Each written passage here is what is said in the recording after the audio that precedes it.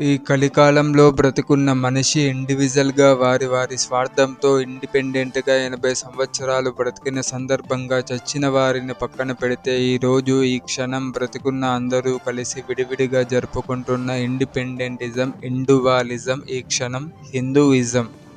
మిగిలిన రోజులన్నీ ఎవరితో సంబంధం లేకుండా ఎవరి స్వార్థంతో వారు మిగిలిన 20 సంవత్సరాలు లేదా వారు గడిపే కొన్ని రోజులు స్వార్థంతో బ్రతకాలనుకునే స్వార్థపు ఇండివిజువల్, స్వార్థపు ఇండిపెండెంట్ మనుషులే.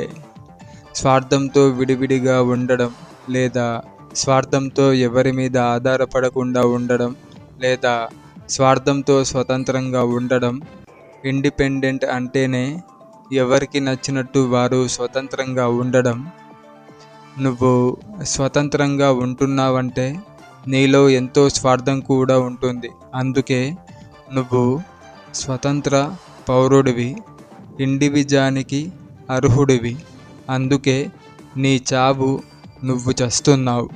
స్వేచ్ఛగా ఉండే భారతదేశ మట్టిలో కలిసిపోతున్నావు.